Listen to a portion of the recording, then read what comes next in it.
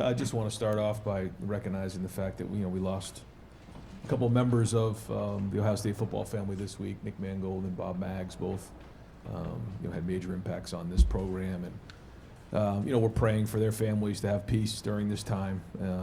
Very, very sad, and I think the plan is to have a moment of silence at the game on Saturday, and so just want to let those families know that we're all thinking about them during this difficult time. Thank you. We'll start in the back. Dan. Ryan, I imagine you're probably familiar with Ethan Brunkemeyer from him growing up around here. Just how much did you recruit Ethan, and what is your impression from him as a quarterback? Yeah, I think he's a very talented young man. He's, anybody you speak to up in the Olentangy High School or in the area growing up, he's got a great family. He's a great leader and, very intelligent, competitive player that, has a bright future in the game. And, this is just his second start, but you can see the talent on the field. You can see, that he's got leadership skills, and he obviously had a great career here while he was in high school, and, think very, very highly of him. Ryan, since February last year to February of this past year, you lost 4 assistant coaches in 4 different ways, 4 different timelines, 4 different circumstances. Is there anything that you as a head coach have learned from those processes, or anything that you've changed internally to make sure those conversations are open? How do you prepare for that, knowing that you're the program that a lot of people are trying to emulate? Yeah, just keep winning and continue to have opportunities is the goal, and that's part of the understanding of being unselfish, whether it's players or coaches. And we know that when we're unselfish and we win as a team, there's great opportunity for everybody in their careers, and that's a good thing. We want to make it great for guys to stay in the program, players and coaches, and retain as many people as we can, knowing that 100% is unrealistic, but that's why we want continuity. That's why we want stability. I think that's a big focus for us right now, to make sure that we have that, because in a day and age when you're just seeing a lot of changes in the game right now, I think you've heard a lot of coaches get up and say, there's been a lot of changes. The college landscape has changed with NIL, with transfer portal.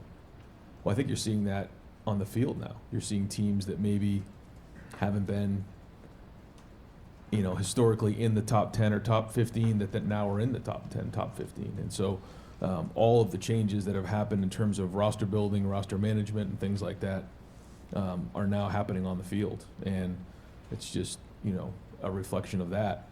And so, we want to make sure that we're retaining all of our players and all of our coaches, so that it is it's an edge for us against our competitors.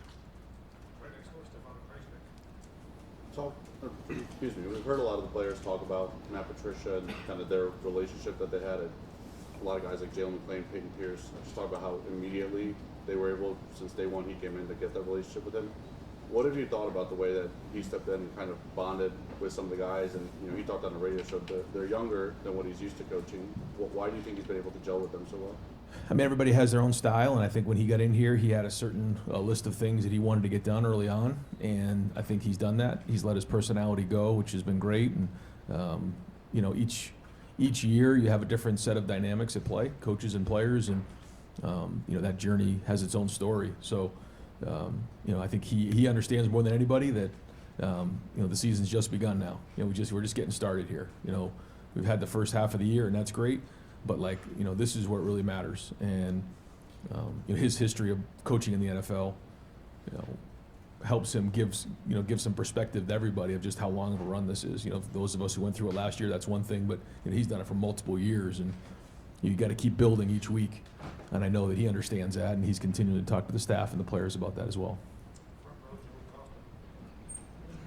Ryan, when you've gone to using multiple fronts on defense and having those different looks, how much of that was being able to have somebody like Carvel Reese and his skill set, or was it, I guess, how does that dovetail with somebody like his skill set? In terms of what we're doing? Yeah, because you're talking about you wanted to use multiple fronts this year and have more versatility up front, and in the back of your mind was the fact that you had somebody like Arvell on the roster who I would think sort of that, yeah. fit into that idea? Yeah, I think you always want to put the best players you can on the field to do their job the best they can. So what does that mean? Well, I think sometimes you recruit to certain schemes, but then you also want to make sure you're doing things that put guys in situations that can be successful. What I mean by that is if somebody is a really, really good football player but maybe a non-fit schematically, do you add them to the team?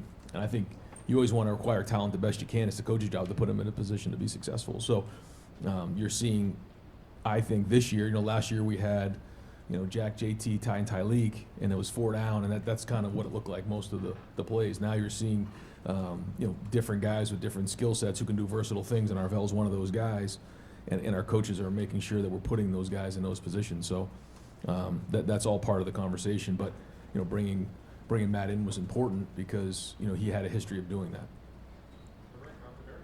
Coach, when you look at Penn State, obviously not going the way they had hoped, but at the start of the year ranked number 2 in the country. They've got talented guys on that team. How do you convey that to your kids that, and every week we see chaos? Yeah, well, it's already been conveyed to them, and it'll continue to be conveyed. We have a 2:30 meeting here, as you know. Tuesdays are a big day. We'll go through, what we think in terms of all 3 phases, but we know that this is, one of the top 5-10 teams in the country. I don't think there's many teams in the country that have more talent than Penn State has, and I think people recognize that early in the season. Sure, it hasn't gone the way they've wanted it to, but that doesn't change that they still have really good players.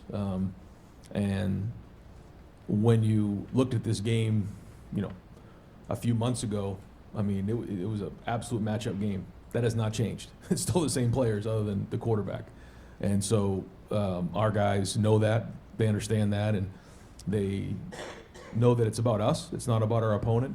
And so we'll focus on our preparation, but you need to know your opponent. And these are very, very talented players. And they have a lot of NFL players, and we know they have really good coaches. So all of that's going to lead into a huge matchup game for us on Saturday. When you face a team that's also coming off of a bye week, a team that really needs to find a way to win a game, is there an element of expecting the unexpected in a way? Yeah, for sure. I mean, they really have a nothing to lose mentality. So we have to be on high alert at all times for things. They have 2 weeks to put together different things on offense, defense, and special teams that they haven't put on film.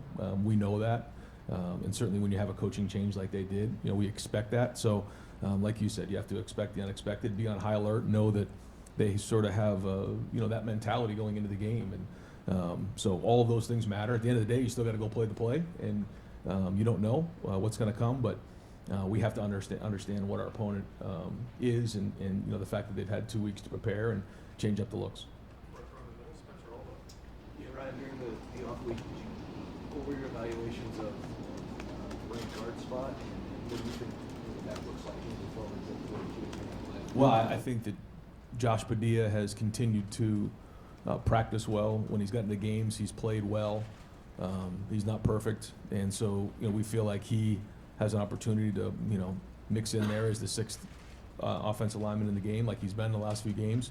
We'll continue to evaluate it this week and figure out what gives us the best chance to win. But he certainly has played into one of our top 6 players.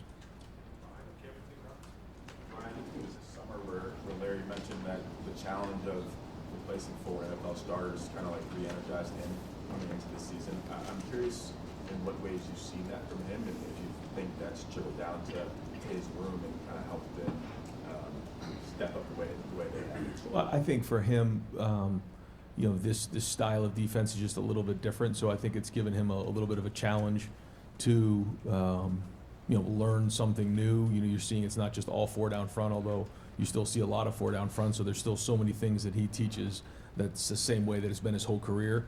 But he's also getting challenged in other areas, and I think for him, it's exciting because it is something a little new, and where he's at in his career, there's so many things that he can bring to the table, but also pick up in terms of new ideas and thoughts. And I think to your point, it has re-energized him. Ryan, you have not seemed overly concerned or panicked about the run game. It's been a big topic of conversation outside this building. And you mentioned something a couple weeks ago about maybe not scheming up explosives that I thought was interesting. But also, like, the base plays could hit.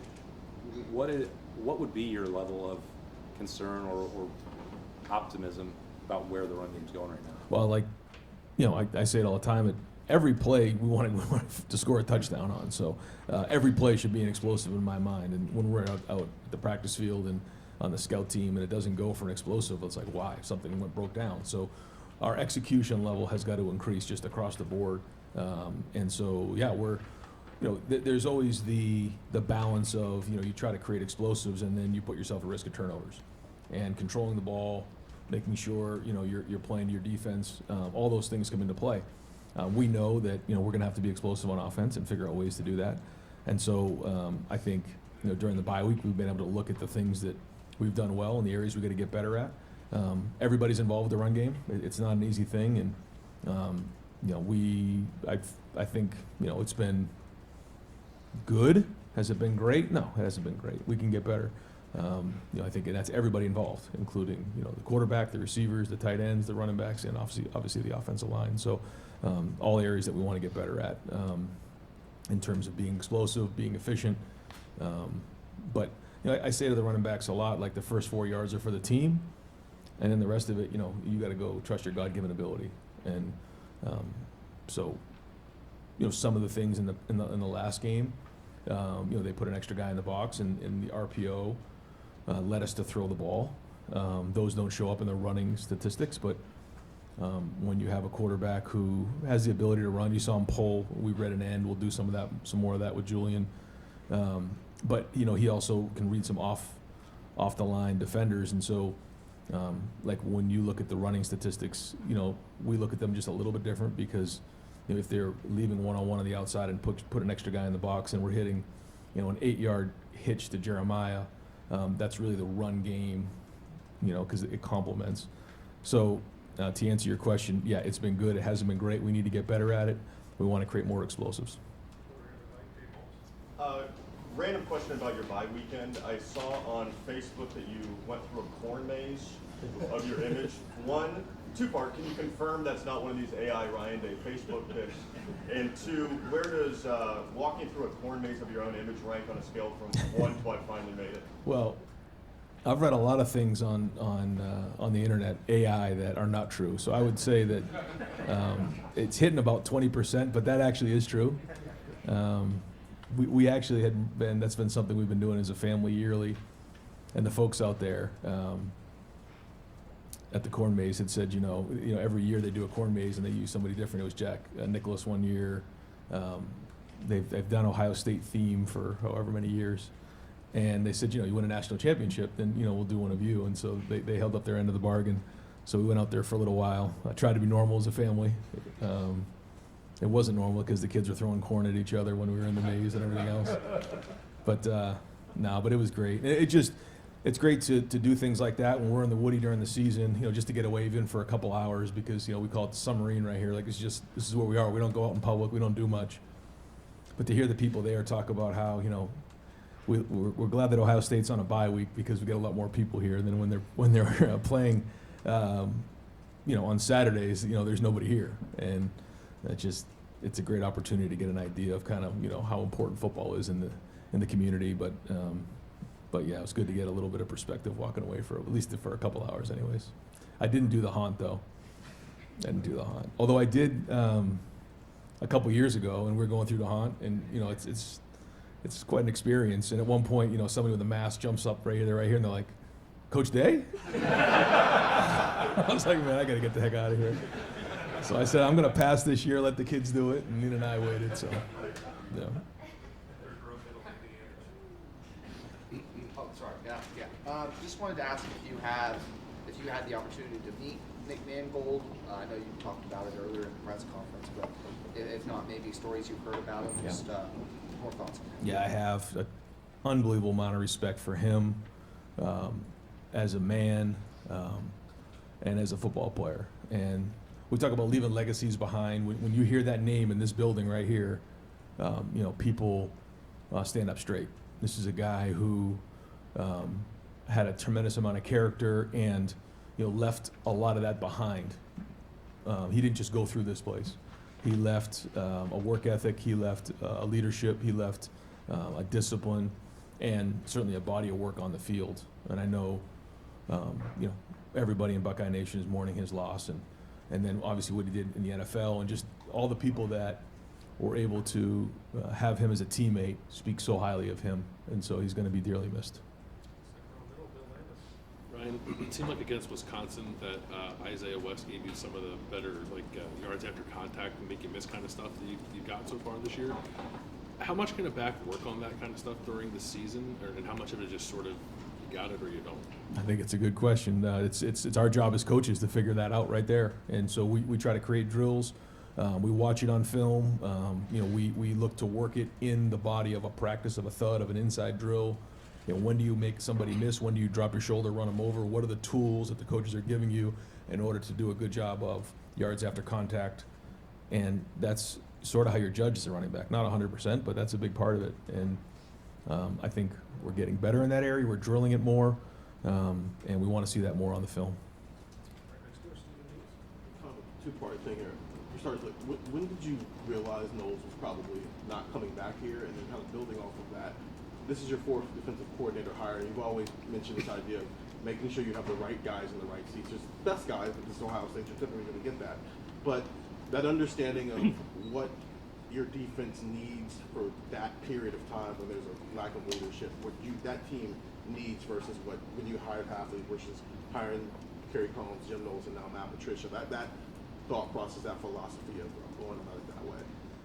You learn every year, and I think people ask me a lot, you know, when every year, what have you learned the most? One of the top three things is when you make hires.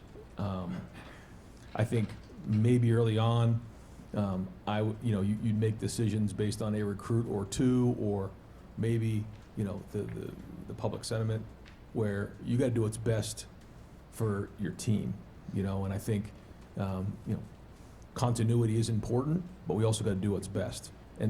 But you know, there also is another part of it too, you know. And you know, the guys have to feel like you're doing everything you possibly can to make sure, you know, you're bringing in the best guy to help them. And you know, whether it is somebody that, you know, people around the program, because again, like, you know, you talk about fans, you talk about the boosters, you talk about people in the building, you talk about parents of recruits, you talk about the players, their parents. Like, everybody has opinions on all those things, and nowadays people can decide to come and go, you know, through the transfer portal. So we have to take all those things into consideration when we're making a hire. But at the end of the day, we have to make the best hire for Ohio State, period. And I watched, you know, Coach Saban was really good at it, in my opinion. You know, all of those great runs that he made each year, you know, he would have guys picked off of his staff, and then he was very thorough about how he hired the next one. And I'm sure he would say, you know, some were better than others, but making sure that in that moment we're not rushing in to make a decision. And I think you saw that with Matt. You know, there was a lag time between when Jim left and when we hired Matt, where I think, you know, a lot of people were like, man, he's going to hire one here pretty soon, you know. But it left us in a tough spot because the hiring cycle was already sort of done, and so it was so late. But you know, the fact that Matt was available, man, it ended up being a home run. And so just being thorough and making sure we're doing what's right by the players. I think getting some of their feedback is important. You know, talking to Caleb, talking to Sonny, you know, what do you guys think about this? And then the last part, which is probably the most important part, is getting the feedback of the assistant coaches. Because, you know, Tim, James, Larry, Matt, they have to work with whoever this guy is who comes in. And that's probably the part that maybe isn't getting recognized enough. Because, yeah, Jim did a great job last year. Matt's doing a great job this year. But what's the common denominator? Those coaches and the players. So I think we have the best defensive coaching staff in America, and I think sometimes, you know, they don't get recognized enough. Not that, you know, we're in for to get recognized, but those guys have put the work in behind the scenes, and they're doing a great job. So it's a long answer, but that's kind of some of the things that went into it. Kind of another question along those lines. You're going against Jim Knowles, obviously, who was successful here. But even after losing 8 starters, the defense under Matt Patricia is even better. What is it about him schematically, what he's done schematically, and what is it maybe in terms of his personality and building chemistry and a bond with players that's enabled that to happen? Well, I think it's all the above, and we still have a lot of football to play. So the story's yet to be told, but I think it's a simple answer. It's not easy to do, but you have to build trust. And how do you build trust? I think, for Matt coming in, he had a certain level of credibility because of his past and his resume. But when he came in and he let his personality go and he connected with the people in the building, I think that's, early on what gave him some early wins. And then, we played well early in the season, and there was belief there, and then there was confidence built in. And so, that combined with Sonny, Caleb, KJ, Caden, IGB, guys who had been it before that can bring guys along and make them better, which I think is a sign of a really good player when they make others better. And I think that has had a huge part of this. When Jalen's next to Caleb, he feels stronger. When Lorenzo's next to Jermaine, they feel stronger together. When Arvell's next to Sonny, he feels stronger. Now that we're halfway through the season, I think that we know what we have with these guys, and they have confidence, and now they're bringing other people along. But then the other part of it is the staff, and these guys work hard, and Matt puts together the plan and does a great job. But those are the guys that are on the front lines fighting the battles every day to make sure that their guys are great out champions. When you're preparing for a defense with the coordinator that you're familiar with, how valuable is the self-scouting you've done in years past, and how can you game plan for that? Is it valuable at all? Can you still put a lot of stock into that at all? Yeah, we look at everything, and I know they do too. And so sometimes when you have so many years against somebody, you have so much stuff that you can get yourself distracted. It's going to come down to fundamentals in this game, as we know. He will definitely have some curveballs. He always does. So we have to identify what those are early on and then go from there. Ryan, Dom asked you earlier about sort of the mental preparation for this Penn State team. You guys this season have kind of gone about your business every week. You've talked about it, but it would be easy as the defending national champions, 7-0, all this, for guys to have a letdown. Why has that not happened week in, week out in this sport? Well, the first thing about football is you only have so many opportunities. So, we have 12 that are guaranteed. That's it. And we work really hard around here to have those opportunities. And these guys have worked their entire life for these opportunities. And nothing's guaranteed in life. If we didn't learn anything from this past week, nothing's guaranteed. So, we have to live every day like it's our last game. That's the way we have to look at it. And so we have to be in the moment, and we have to master the process of week in and week out. And the test is on Saturday. And so you've heard me say it before, again, not flashy, but being disciplined enough to continually do it week in and week out and being consistent. So that's the message. Not easy, but I think our guys are up for the challenge. But it all comes down to the way we train. That's why 2 hours from now we got to have a great meeting. We got to get going. We got to have a great practice, and then we'll get an idea what's going to happen this week. But we have to continue to upgrade as players. We have to upgrade as coaches. We have to upgrade as teams. In terms of offense, defense, and special teams, and then we have to continue to play really, really hard. And that's it. There's nothing magical about it. And people are going to say, "What's the key to this game?" Well, taking care of the football. Stopping and running the ball. Those things aren't changing. It's a society that wants something new, wants something that's flashy, but it's those things that are going to make the difference in the end. So we have to keep bringing it to the table every week and be consistent. When you look at Kane, McDonald and his ability to stop the run this year, how helpful has that been on this defensive line? You needed someone to step up there, and it really seems like he's taking that on. Yeah, he's growing each week. I think he still has a high ceiling. I think he still could be an even more productive player, but you're seeing the capability there, and you're seeing him become more consistent. And like we said, great defenses are built from inside out, and he's a big part of our defense. We know that. He knows that. And so we need that consistency out of him. But you guys see the potential just like we do. And, but again, the exciting thing is he's not tapped out, and he's been a huge part of us so far, and now we really need him down the home stretch, and he has the ability to be a game wrecker. How would you describe your relationship with Jim Knowles, and how would you describe this program's relationship with Jim Knowles as you get to go against a guy who's in this building for 3 years? Yeah, like any relationship, when it breaks off, sometimes it's good, sometimes it's bad, but there really hasn't been much communication.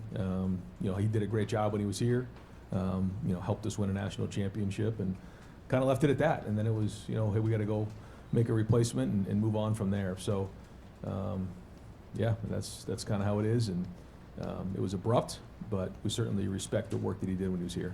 Is it, I mean, coaches move on, but is it any different when he goes down the road to a Big Ten rival as opposed to some other job? I think it goes back to what we were saying earlier, just about how college football and how it's changed, and the money and everything like that. It's just you're seeing some things that maybe we're not used to, but I guess when you look at the NFL, you see more of that than you would in college. But I guess we're getting more like the NFL. So we try not to take those things personal, but we are human. Ryan, you mentioned wanting to see recognition for your coaches. The coaching carousel right now is speeding up. It's too much earlier than you'd probably like to see it. So you do have coaches being recognized in terms of being thrown around there. How does that impact you in day-to-day game planning with the coaches? How do you keep it from impacting that? And can you anymore expect to return your coordinators year after year? I mean, I hope so. That's the goal. But you don't know. You don't know what's coming next. It makes you wake up a couple minutes earlier every day and stay up a little later. That's just the reality of it. But this is the world we live in, and there's nothing better. It's the most competitive environment there is in the entire world, and get your blood flowing every day. And it's great to be around these guys. And we say it all the time, like, it's a privilege to be a part of this, man. You're relevant. You're in the middle of it all. Let's go. And I want to make sure our players, our coaches, everybody doesn't look back in 10 years, 20 years and say, man, like, those are the best times in our lives, and we were worried about X, Y, and Z. No. Just go out there and play, man. Be the most prepared team in the country and go enjoy it. And enjoying is winning, So I think we have the ability right now to focus on the task at hand, and that right now is Penn State. It's all about the Nittany Lions. And these games against Penn State have always been a battle. It was a battle last year, and it's going to be a battle this year. So, but we knew that when we saw the schedule. Like, okay, we're not going to circle opponents on our schedule, but we know that one's going to be a battle. It's a matchup game that we're going to have to bring it at home. So, we also need the fans. I think our fans have been great this year, but we got to be at our best. They got to be at their best. Make it as hard as possible and make it a really difficult environment for them to operate in. Coach, just the running back position, you've got Isaiah West kind of coming on there, it feels like here mid-season. I assume, as you'll say, you're going to go out to practice today and see who's most productive and those kind of things and figure out the reps. But do you have a pretty good feel about what you guys are going to be able to do with that collection of backs going into this game? Yeah, I think so. I mean, we'll go through the week and figure out what gives us the best chance. But we have really good backs. They have really good backs. And I think that's another way to look at some of these matchup games is, are you running harder than their backs? And are they running harder than us? If so, why? So I think their backs are very good. Both of them, run really, really hard, and we need to do the same thing with our guys. So we'll keep looking at it. I mean, we do have some young backs. I think that they're growing every day and building, but to say we have like a veteran guys like we did last year, we know exactly what we have week in and week out is probably not accurate. So these guys got to have a great week and then go out and prove themselves on Saturday, and that's it. Ryan, college players can gamble on pro sports now, and I just wonder, since that's passed, what guidance, advice have you given your players on that, and how do you feel about it? Yeah, we have yearly we have a huge talk about gambling. Gambling is really one of the hot topics every year. We try to identify as a staff the top 4 or 5 things that we think can jam our players up and distract them or get themselves off track, and one of them is gambling. It's just completely changed, and I think that's another part of this game that's changed. The fans, the people who are gambling on the game, and then they're even more vested than they've ever been before, because not only is their team winning or losing, but they're winning or losing financially. So there's a lot that comes with that. And so we talk to our guys a lot about that part of it. It used to be that you were not allowed to bet on a sport where there was an NCAA championship. Now that's changed. So the message hasn't changed in terms of that part of it, and it's a losing proposition, as we know. But We try to post as many. CJ Barnett right now, you'll see in our locker room a bunch of articles about some of the stuff that's gone on most recently about people getting jammed up with that. We try to post them to make our guys aware. It's just one area that we try to educate our players. Usually we do a lot more of that in the off season, but it is a good reminder during the bye week. Thanks, Mike. Follow up real quick on that thing about your assistant coaches. It's not my real question, but do you require them to? Fake question. Yeah. Do you require them to alert you when they're being contacted? Is there like a I don't know, respect thing going on there? Just let me know what's up. I mean, Yeah. How does that work? Because obviously, like was said, a lot of guys are getting their names bandied. Yeah, it's about, everyone has their, their name and their character and how they want to handle things. And, I try to do what's right by, assistant coaches. When you hire somebody, you try to call the coach. It's not always as linear as you'd like to think. There's a lot of dynamics at play, and it doesn't always work exactly the way you want to. But yeah, I think our guys have always done a good job of communicating. If there's things out there, they communicate to me just to let me know. I'm always, understanding in terms of those types of things. But we have a job to do here, and it's mid-season, and we got a lot of football to play. So, those guys got to make sure they stay focused. And I've been through that before too. But the bottom line is, if you want to get a really good job, just do a really good job at the one you're at, and a lot of good things will happen. Maybe they'll wait till the middle of January, right? No, I'm just messing. This team's APR has never been higher. You look at this defense and the changes that have been made, it looks a lot different in some ways than last year and stuff. Is that a product, like you were talking about Patricia and the coaches, but also the IQ of the players that you have? And do you actively, how do you identify IQ in a football player? And do you think y'all have done a pretty good job of that? Yeah, we want to be tough, but we also want to be smart. And yeah, if you want to know how disciplined somebody is, look at their grades. See how they're doing. Are they tardy for class? It's not always how it works. There's some guys who don't get great grades who are really football smart. But, we do look at those things.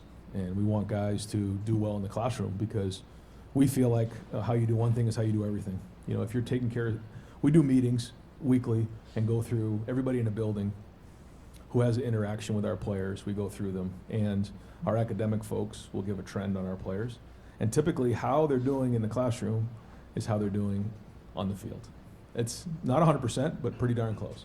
Oh, he was late for a meeting, he missed an assignment, and then you get to the football coach, he says, yeah, he's not doing it very well. He missed an assignment on play 3, and he's not finishing, blah, blah, blah. And, nope, he was on time, everything's in order, he got a great grade, he's prepared, he shows up on time, does all his work, and then by the time you get to the coach, he's doing great. He shows up in meetings, takes great notes, and knows what he's doing on the field, got a great attitude. Then you get to Coach Marotti, yep, he's there early, he's disciplined in his weight training. Then you get to the training staff, yes, he's there early, gets his treatment, gets his recovery, leaves on time, he's good to work with in the training room. Like, all of those things are usually aligned, and that's what we look for in players, guys that understand that they need everybody in the building. And I think it's the player's job to make sure that they endear themselves to everybody in the Woody. And it's our job to make sure that we surround them with the best of the best, and to try to build these players up to maximize themselves. And so all that goes into play to make sure we're bringing the right people. Yep, you got it. Thanks.